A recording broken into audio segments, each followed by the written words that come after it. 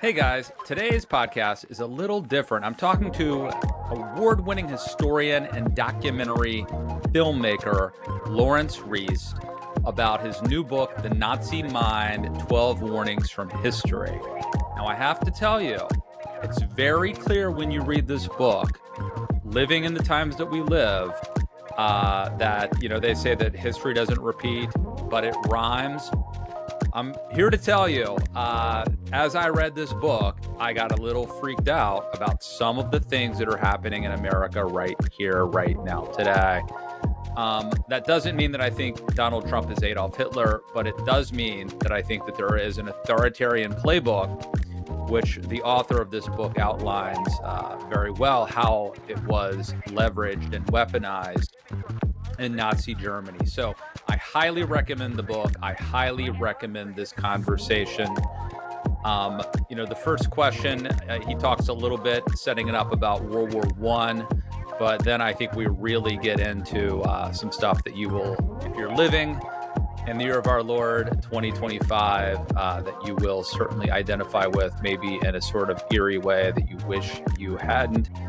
So I hate to say enjoy, but watch. Laurence Rees, great to have you here. So this book is fabulous. It's a little, eerie, some of the echoes and rhymes, but you've got 12 chapters, 12 warnings for anybody, I think, who wants to preserve liberal democracy anywhere in the world. Probably don't have time to get through all of them, but I want to touch on a few. And let's go ahead and start with chapter 1, spreading conspiracy theories. This is something that the Nazis used to rise to power. Why was that important? How did they deploy that? Absolutely crucial for them. The Nazis thrived on conspiracy theories. And many of them, but not all, but many of them came through the circumstances of the First World War. I think you can't understand Nazism, you can't understand what happened at all without understanding the unbelievable trauma of the First World War and the whole German psyche. And that was because in 1914, there was widespread enthusiasm for the war. In August 1914, there was widespread enthusiasm for the war. Not everybody, of course, but nonetheless, many, many people were actually enthusiastic about it. They thought it would be a relatively short, sharp war, that they would demonstrate their national honor, the immense pride in being German, country only unified in the middle of the 19th century. So this was an incredible moment. And indeed, Hitler, when he joined up a Bavarian regiment, even though he was Austrian, he saw himself as German. So he joined a Bavarian regiment in the German army, and enormous enthusiasm. And initially, in the first few weeks of the war, it looked like they might win. But then the whole thing did something unexpected and bogged down on the Western Front, as everyone knows, and the whole trench warfare. And it became clear as the war went on that the Germans weren't going to win at all. Well, what do you do in such circumstances? What a lot of human beings do in such circumstances is you look for someone to blame other than yourself. It's so much more comforting, isn't it, to think, actually, something went wrong, but actually I did everything right, but there's a weird, shadowy figures who are plotting against me, and none of this was my fault. Whereas, of course, the answer is, if you're the German High Command, yes, it was. But you don't say that. So you start looking around for scapegoats. And in 1916, they made one attempt, which was to organize a census of people fighting in the army to hopefully find that Jews weren't doing their bit, because they were Jews, traditional scapegoats for 2,000 years or more. Actually, the census demonstrated they were, so the census was suppressed. Then, the following year, 1917, you find revolution in Russia, which leads to the whole communist Soviet Union. This causes trauma again in many places in Germany, and they see falsely the Jews behind it. They aren't. There isn't some widespread Jewish conspiracy, but it's a convenient way of looking at it. The war ends, and the war ends traumatically for the Germans. there's immediate revolutions, there's a threat of communism. So if you're on the nationalist right, who can you possibly blame for this? Well, there becomes the legend of what's called the stab in the back, which is that Jews and socialist politicians plotted behind the lines to stab the noble army in the back. It's not true, but in a way that doesn't matter for them, because it allows a way through not feeling as humiliated as you would be if you actually genuinely thought that you just made a terrible mistake. And the Nazis absolutely feed off this and come to take as their absolute line that the war wasn't lost because of military mistakes. The war was lost because of some shady, weird, horrible conspiracy with the Jews at the center of it. And the trauma of the loss of that war carries right the way through. And it's one of the,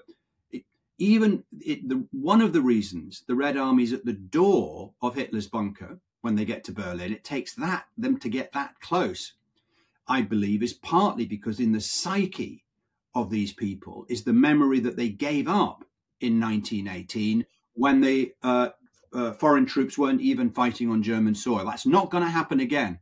And equally, as far as Hitler's concerned, the Jews aren't going to conspire against us again to lose us this war. Even though, as I emphasize, it's a fantasy. But nonetheless, it's a useful fantasy because it fuels this conspiracy theory that helps them cope with this. All right, number 2. And by the way, we will obviously just be scratching the surface on every single one of these. Using them and us. Talk about that. Well, this is, for this book, for the first time, really, I've been looking at this history and making films about it and interviewing people, filming interviews with people for it, for documentaries and for books for 30 years now. So it's a period of history that I've specialized in a long time. But so I did something different with this book, which is talk to a number of leading academic psychologists and neuroscientists to see what those disciplines have to offer. So, for example, with conspiracy theories, I talked to really the world expert on conspiracy theories, who talked about the psychological value of conspiracy theories for people as a way of coping with avoiding their own sense of responsibility. With them and us, I talked at length to, I think, one of the most brilliant neuroscientists in the world, certainly one of the most brilliant American scientists, a man called Professor Robert Sapolsky, who's professor of neuroscience at Stanford.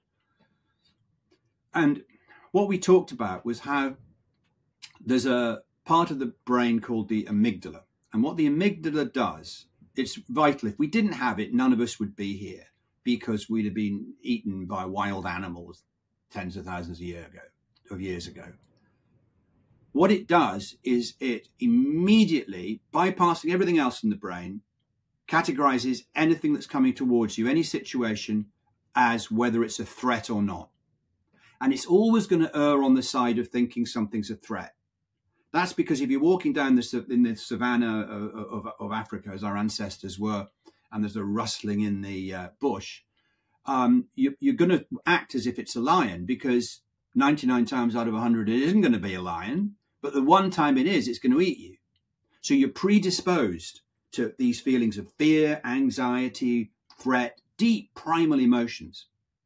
And in humans, you can cause these fears just by words. You can cause them by actually hyping people up. And if you look at Hitler's speeches in the 1920s, it's exactly what he's doing to an audience, a self-selecting audience of people who are predisposed to thinking in their prejudice, to believe about the conspiracy theories, to believe the Jews are behind communism, to believe the Jews were the loss of the First World War, to believe that the communists are coming to take over Germany, to believe that democracy is a waste of time and is run by liberals and Jews and should be removed. All of those sorts of things, they're predisposed to believe that. But what Hitler does is he heightens it all. He says, it's so much worse than you think. It's so much worse than you think. Heightening these feelings that come through the primitive feelings that come through the amygdala. And I think what he's trying to do is to extend these emotions Because, of course, there's another part of the brain, the frontal cortex, that comes along normally and goes, hold on a minute, just chill. That wasn't a lion. It's nothing to worry about. Just calm down. An analytical piece of the brain. But someone like Hitler is not wanting people to get, but is wanting to absolutely stir up all these emotions and feelings, absolutely heighten them. And what psychologists call the them and us dichotomy is really at the absolute core of what Nazism is. It has to be, because Nazism is more than anything else racism, pure and unadulterated racism. You're in or you're out, and you're in primarily because of what they perceive as the blood in you. You can't get into this club by any actions that you'll do that are, noble or serving them or anything. You're in it or you're out, depending on your race. So it's deeply, profoundly this sense of them and us. It's central to what Nazism is. And Hitler was pretty welcoming, as I remember in the book, of certain people who had been on other, certain Aryans who had been on other sides of. Absolutely. He claimed that the early Nazis were then subsequently mostly socialists coming in. I mean, from the other side of the tracks. But, the fact is that if you look at, there's really interesting stories from the early concentration camps.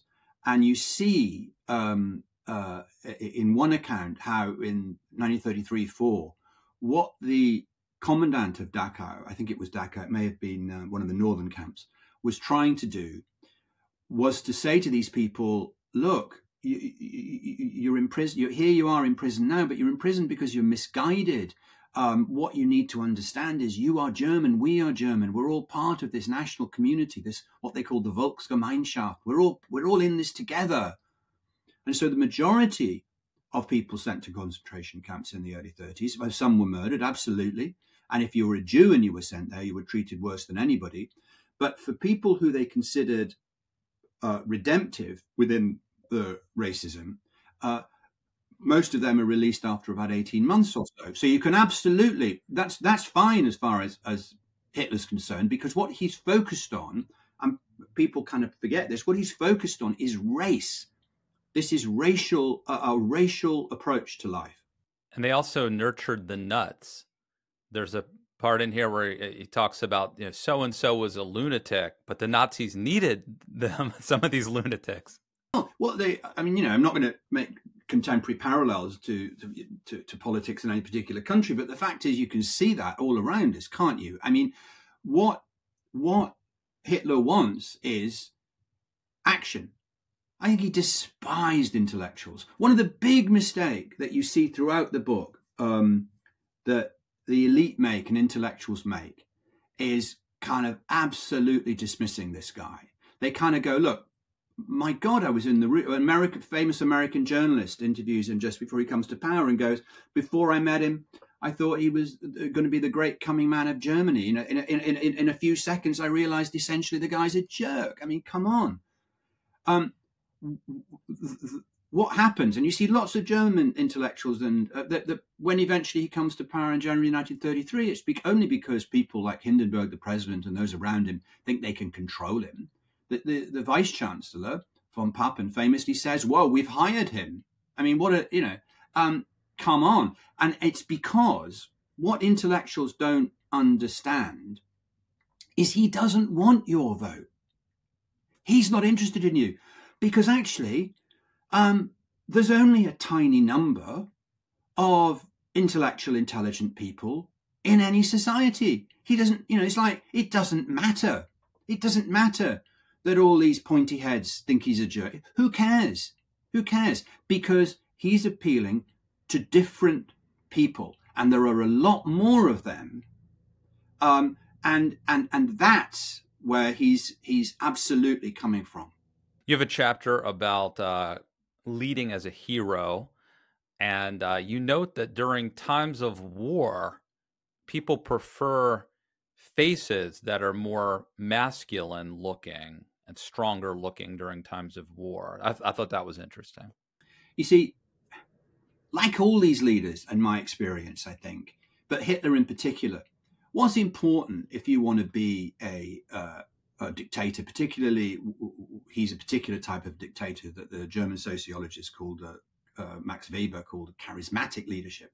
Not that he means charismatic is necessarily good or not. It's just a description of a certain type structurally of leader. And if you're going to be one of those, what you've got to do, number one, is create a sense of destiny. You've got to write back into your own narrative.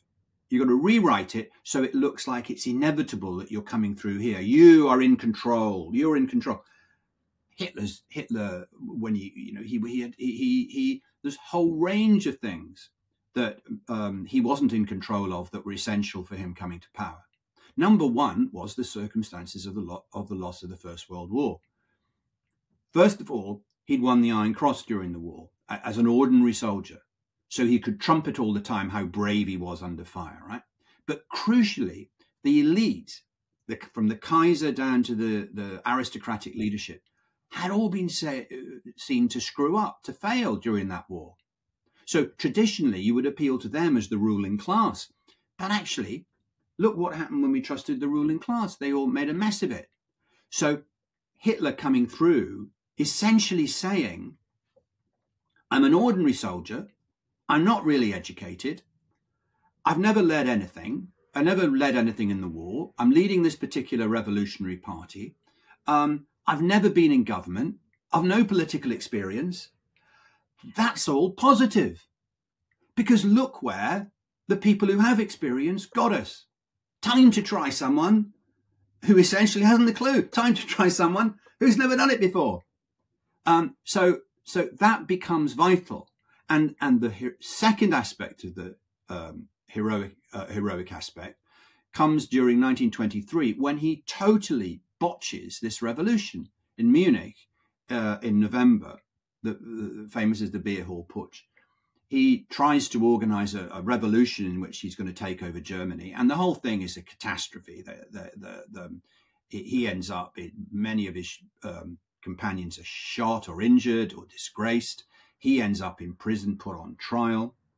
But what he does is, because he knows that the Bavarian authorities are sympathetic to him, and the judge in the trial had been a previous judge in a court case where he'd also been up for causing disturbance, and was lenient, he knows he's going to get off leniently even though he's charged with high treason. So he's confident that he can stand up in court and give all these incredible speeches about his bravery and the goddess of history's looking, all this stuff, which gets widespread publicity. And people say, wow, imagine being on trial for high treason and being able to come across as such a kind of hero. Amazing. But it's a trick, because he knew he was going to get off lightly. So you put those two things together, the circumstances of the war, him getting the Iron Cross, being perceived as a military hero, an ordinary soldier, and his bravery at that trial. And people start to take notice and say, well, this is quite a heroic, impressive kind of guy. Chapter 4, Corrupting Youth. Talk about that. This is another part of another part of how the brain works that I knew nothing about before doing this, which is that apparently the bit of the brain I was talking about earlier called the frontal cortex, particularly the prefrontal cortex, which is the bit of our brain that is essentially moderating our impulsiveness and is deeply analytical. I mean, one way of looking at it, I always think, is it's the bit that says you shouldn't have the second piece of cake because you know you're going to regret it. You're just going to get fat, So it's a bit that's looking out for us in that sense. That bit isn't fully formed until we're 25. So it helps partly explain why adolescents and younger people are much more impulsive, why the disproportionate amount of crime is committed by people in those ages. But also, as Sapolsky said to me, it's when you can become a fanatic on all sides. You can want to be Mother Teresa, as he put it, or you can want to be, going out there beating people up, or you can, you're drawn to, you're more naturally, not everybody, these are all tendencies, not applying to everybody, their tendencies, but you're more drawn to extremes.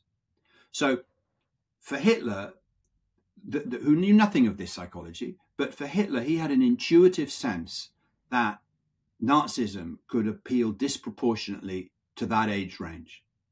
And it could appeal disproportionately to that age range because he preached essentially a kind of quasi-Darwinianism, which was the sense, essentially, we're all animals. Life is about being stronger than other people. And if you're stronger than other people, you have the right, because you're stronger, to take what they've got. There's no morality in this. They're weak. They don't deserve to have what they have. If you're strong enough, take it. Well, you're young, under 25. That's not, for many people, that's not an unpleasant thing to be told. And so you find the Nazis do appeal disproportionately to people in that age range, but not just the Nazis. You look at Pol Pot in Cambodia, and many of his cruelest soldiers were under 25. You look at the Cultural Revolution under Mao in China, that was driven by students. You look at the Commissar in the Soviet Union, and communism had such powerful effect. The clever dictator knows this and appeals very much to that age range. Talk about girls and women, because one would think that they would be turned off to this, but at a certain point, some of them were locked in, right? Well, I started off my career as a historical filmmaker and a journalist, and now I've turned into this academic. I always used to hate people saying, in answer to a question, like when I talk to an academic and they go, well, it's complicated. I go, oh, give me a break. But unfortunately, that's complicated. It's complicated because initially, the Nazis were not, they absolutely believed that women, unlike in communism, where, you found women fighting as fighter pilots or tank commanders or whatever, you did nothing like that going on in the Nazi world. There was very much a ceiling on where women could go, and membership of the Nazi Party. There were not that many women who ever joined and became members of the party. But I think what was going on was that if you look in the early 1930s, when one of the crucial reasons that the Nazis could ever come to power was partly as a result of the Wall Street crash, a failure of the democracy, the newly established democracy within Germany. By 1932, there is an election where a majority of Germans in voting either for the Nazis or the communists, because the communists were riding, there was a kind of bifurcation away from the center because of this failure of democracy and the economic crisis. There was a majority of people actually knowingly voting to rid themselves of democracy. Incredible to think about it. People think democracy can't, once you've got it, you're not going to get rid of it. Things were so bad, the perception of democracy was so bad in 1932 that a majority of Germans knowingly voted for parties who said proudly, we're going to get rid of it. So in that environment, it's pretty terrifying about violence. And so actually, I think what you see, especially come 1933, when you have the Reichstag fire and the sense that, oh, well, maybe the communists are going to try and seize power and there'll be bloodbath and everything. What you see is that many people who, particularly women, I think, but many people who absolutely despise violence recognize that the only way to eliminate violence, as they see it, is to vote for a violent party. Because they're violent, and their violence will deal with the other people's violence. And so therefore, once that's been dealt with, you're protected and safe. And you've got a bigger sense of national pride and so on and so forth. So you begin to look on Hitler as a kind of like this ersatz father figure who is protecting you from all these terrible ills and terrible enemies. And I think that's one of the reasons that you see this kind of adulation coming through. You have a chapter on it's called "Attacking Human Rights," but there were several. That's a big topic, but there were several things that jumped out to me in it. One was sort of the co-opting of big business and what you described as like a mafia style shakedown. But there's also this reference here where you talk about Nazis were arresting prominent pacifists, journalists, authors, educators, and lawyers who defended communists in political trials, and a number of social democrats. I mean, this is, I think, you want a dictatorship. It's what you go for straight away, isn't it? I mean, first thing, you destroy the rule of law. And I think many people who are initially voted in, if you look across the board, you see that once you're initially voted in, but you're somebody who wants to become a dictator, the two things really that you target as soon as you can, the first is the rule of law. And what you do with that is to do everything you can to alter the selection procedure for judges and eliminate those judges by forced retirement or any other means who are opposed to you. So you've got to, if you want control, you've got to target the rule of law, and you've got to do that. Second, and alongside this, you've got to target journalism, because what journalism does is inform people and tell people an alternative narrative to the one you're portraying. Well, for a dictator, that's phenomenally dangerous, particularly, interestingly enough, if it's mocking and satirical. What the Nazis hated would, making you just don't make jokes about these people. And so you immediately target that, because those two areas are two areas that are going to cause you a lot of trouble if you want to start up a dictatorship. And Hitler was no exception in doing that, in targeting that very, very, very early on. And something interesting happens as a result of that, I think, which is that basically, and there are a number of socialist reports that point to this, basically, I think there's something rather worrying about the human condition, which is the majority of people, almost certainly the majority, will go along for an easy life with pretty much any system they happen to be in. And you see that time and again in the eyewitness testimony from this period.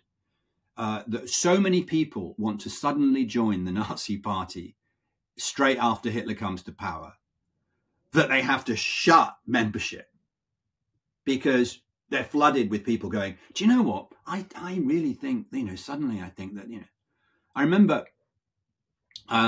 years ago, when more or less straight after the fall of the Berlin Wall, we were filming an interview with a guy who, as a member of the Hitler Youth, had fought against Russian tanks that were coming towards his village, and he was there throwing like petrol bombs at them, and he'd been hit over the head, and he thought he'd died, but actually he survived. And then he said, incredible thing happened. I've been absolutely convinced Nazi, but as soon as these Red Army soldiers started talking to me, I realized the error of my ways, and I became a completely committed communist. And he eventually rose to be a communist mayor of his town. And we said, well, yeah, okay, but what happened when the wall fell, and now you're united in a democratic capitalist Germany, right? This was in about 1991 or something. And he said, well, this is incredible. And he was not joking. He had no sense of irony. He said, this is incredible. But as soon as that happened, very soon I had a revelation. Communism was not the answer. The answer had to be capitalism. And he just recently opened a factory and was making money hand over fist. So I'm not saying all human beings are like that. They're demonstrably not. But that very, very human tendency, I think, is way more common than we want to admit. Talking about the co-opting of faith, you write that it is highly improbable that Hitler in 1920 believed in the fundamental precepts of the Christian faith, but he subsequently remarked in private during the war that he thought Christianity, quote, has crippled all that is noble in humanity, and that Christianity is an invention of sick brains. But then Hitler goes on to say, quote, I need Bavarian Catholics as well as Prussian Protestants to build up a great political movement. The rest comes later. I mean, the thing you've got to say in this history is you know, Hitler isn't hiding much, is he? Really? You know, I mean, he doesn't hold back his views. You know, and yeah, and in practical terms, there's a very confused response in Nazism to Christianity, and it's exactly because, as Hitler said in that quote I just gave you, which is he can't come out and say I want to eliminate Christianity. He can't, because you know, Bavaria is deeply Catholic. He's got too many members of the Nazi Party who are absolutely committed Christians. But on the other hand, he's got people like Himmler and Bormann who are absolutely against Christianity. So he's got this tricky managing act to do. And essentially, I think what he decides to do is to just keep kind of giving vague lip service to what he is called in the launch of the Nazi Party in 1920, positive Christianity, which he never defines. But some people define as saying, well, Jesus, you've got to understand, he was never a Jew, and he was it's all kind of warped stuff. So he commits the Nazi Party to that, but actually he's absolutely not in any way we would understand it a Christian. He talks about something he calls providence, meaning kind of fate, I think.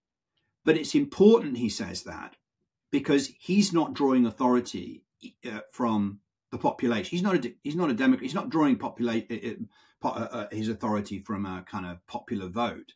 So he's got to say there's some weird force around, you know, that he gets his authority from, that he calls providence. And very, very much he is absolutely not. You know, he said once in private that he would like to see, he despised both priests and lawyers. And interestingly, I think lawyers, because he saw them as intellectuals who were trying to usurp the natural rule of the strong taking stuff from the weak by saying, you shouldn't be doing that. No. And so he despised lawyers, but he also despised priests, because I think they represented not just wanting to look after the downtrodden, but they represented an alternate faith-based structure that one day he would have been determined to destroy. You write in the book that by talking about things like providence, I almost said Trump, excuse me, but Freudian slip. Freudian slip. By talking about providence rather than God, Hitler was able to, you know, if you're a Christian and you hear that, you hear him talking about providence, you're like, aha, he is a Christian. He's talking about God. But if you were like a pagan Nazi mysticist, you could hear something totally different. Yeah, he's talking about trees in the forest. Exactly. Yeah. Yes, absolutely deliberate. He's not a stupid man. He knows exactly what he's doing. You have a chapter called "Killing at a Distance." What is that about? Well, when I was written a lot made a lot of TV programs and written a lot of books about the Holocaust and the development of the Holocaust, and I think one of the still popular misconceptions about the Holocaust is that the gas chambers were developed to kill people in large numbers. Well, actually, the Nazis killed more people by shooting, for example, at the massacre at Baba Yar in Ukraine, or in the Harvest Festival massacres later on, particularly at Majdanek camp. They killed more people per day by shooting than they ever killed in the gas chambers of Auschwitz when it was at its height. Gas chambers, yes, they helped kill people in large numbers. But I think one of the key reasons they were developed was because they allowed mass killing and spared the psychological problems of the killers to a large extent. Not as well known as it should be that when they go off into Eastern Europe as soon as they invade the Soviet Union in June 1941, and they start shooting male Jews, but then they start shooting women and children as well. And they're doing them these horrendous pit killings where they line people up, make them take their clothes off, shoot them close up. Essentially, you can divide the killers into three groups. You've got a small group who just refuse to do it. And importantly and significantly, they are never shot. You can refuse to do this. I mean, you're ridiculed, you're looked on as weak, but you're not going to die as a result of refusing to kill. Then there's a group who discover, I think often they discover to their surprise, they love it. They discover they're sadists, and they really are into it in the most ghastly, horrible ways, and they behave in ways that are just unspeakable to read. And then you have the whole middle group, which I think is the largest, who are people who I think for the most part genuinely believe, and this is what's scary, they genuinely believe that what they're doing is necessary and justified, but they have psychological problems in doing it. And Himmler, when he visits Minsk in August 1941, witnesses this. And shortly afterwards, you see the development of an attempt to find different methods of killing, easier methods, easier for the killers, not the people being killed. And this leads eventually in 1942 to the gas chambers at the death camps, Nazi death camps like Treblinka and Belzec and Sobibor, and at Auschwitz. Different methods of using gas in between Auschwitz and these other camps, but nonetheless using gas. And what it does at a stroke is mean that a camp like Auschwitz, only a small number of SS are ever involved directly in the killing, which means that the SS man I met years ago, Groening, he worked at Auschwitz in the economic unit, knew what was going on with the killings and everything, but actually, as far as one can tell, he had a really good time there. He said, what is it you said to us? People don't realize the incredible friendships you can make working in a place like that. He didn't have to go to the Eastern Front. He didn't risk being killed. They got drunk most of the time with liqueurs stolen from arriving transports, particularly the Hungarian transports.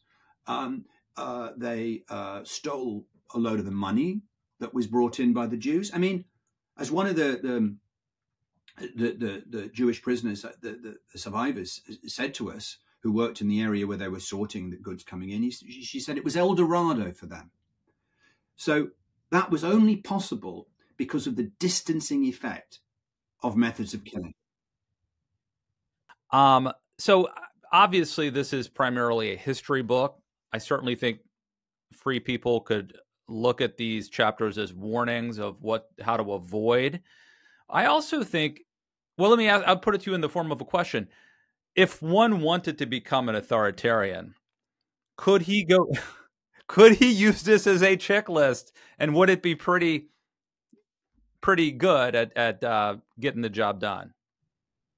Well, we're going to have to see. I'll be watching American politics keenly in the future, Matt, to see whether this is going to lead you forward. No, I don't think so. And the reason I don't think so is because none of the authoritarian leaders I have studied remotely needed to know this from a book. They knew this intuitively. You see that more and more and more. They know that intuitively. And that's because I think they understand the nature. They have it in them kind of from the beginning to understand the nature of power. And the problem with an education and the problem with being brought up to listen to other people or to listen to other points of views or to be reasonable or to all of those sorts of things. The problem with that is that very, very often you just simply don't know what these people are like until it's too late. And I often think, so to answer it succinctly, no, I don't think this is a blue. If you're not predisposed to go that way, it's not going to particularly help you. No, but that's not what I'm saying. I don't think anyone's going to weaponize this book. What I'm saying is, if someone were to become an authoritarian, wouldn't they have to use pretty much everything you've outlined in this book? Oh yeah, but they would. But my point is, they don't need to read the book to do it. that actually the reason they've got to be an authoritarian is they know it. And you see, what I want to warn and speak out against is the vast majority of people who are not like that. And the problem for them is that actually a lot of this behavior is kind of like counterintuitive and incomprehensible, because it's so manifestly unreasonable and wrong and criminal and terrible that they find that it's like a really hard thing in their brains to understand how on earth any of this is happening and how the gradual process can work. So what I hope, I mean, this book is sold all over the world now, and the reason I've not put in it, oh, well, this is about the situation in America or Korea or Turkey or whatever, is really twofold. One is, it's taken me so many years to try and understand what was going on with the Nazis, never mind anywhere else. It's unbelievably presumptuous of me to judge your society or Korea or Thailand or Vietnam or anywhere the book's going to go. I was just in Paris last week for the French launch of it. I mean, you know, they're all going, well, this speaks to what's happening here. And I'm going, well, that's up to you, because I don't know the details of what's happening in politics in France like they do. So that's the first reason, because it would be unbelievably stupid and presumptuous of me to make that list. But secondly, because I actually believe with the way the brain works, it's way more powerful for the individuals in each country to make that leap themselves. So many people have said to me that as they've read it, they've gone, do you know what that makes me think about? And that's exactly what I wanted. I wanted the reader to make that leap.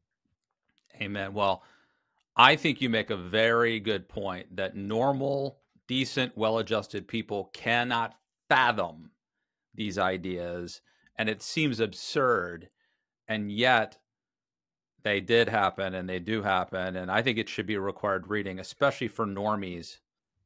Yeah, but the trouble is that this is where I get, I don't get asked out much because I'm such a depressive, But the trouble is, what are you going to do? The fact is that in Britain, we live in a historically illiterate society. The majority of people give up the study of all history at 13 or 14. They don't even know any of this history, really. And secondly, I mean, one of the most significant things in the book that I learned was, in the context of faith, the work of Professor Leon Festinger, who did analytical observations in America about, the people I quote in the book who believed that there was going to be an apocalypse and the spaceships were going to come down and take them away, right? And they named the day this was going to happen. And this little group, I can't remember, it was in the Midwest somewhere, and he studied them. And what happened was, guess what? On the day they're all gathered to be taken off in the spaceships, they don't turn up. Now, you and I would think, wouldn't we? Well, guess what? It's wacko nonsense. There never were any spaceships, right? You'd think that, wouldn't you? But what Festinger discovered was that, yes, some of the people thought that, but there was a core group who had invested so much in the belief system of thinking there were space people coming to take them, that their belief was intensified by the spaceships not turning up. And they started saying things like, well, it was because we believed they were coming that the spacemen didn't cause the apocalypse and didn't need to come to rescue us. So actually, hey, God, we saved the world and we're getting no credit for it. That's what, So, and Festinger concluded that once this is deep within these people, there's a core group that's never going to let it go. And you saw that with Nazism. You saw that there was a core group who despite everything, even who I met so many Holocaust deniers, who were former Nazis, they don't let it go. And they don't let it go because the belief system is so important and so strong that to let it go is essentially to deny their very being and what they've been doing for years. And so I was going to say it's worse than you think, but that to me is so terrifying. All right, everybody, you know what to do. I mean, I've read a lot of these books, and I learned a lot from this, and we barely scratched the surface. The book is out now. It's called The Nazi Mind, 12 Warnings from History. Laurence Rees, thanks for coming on the show. Yeah, I've enjoyed it.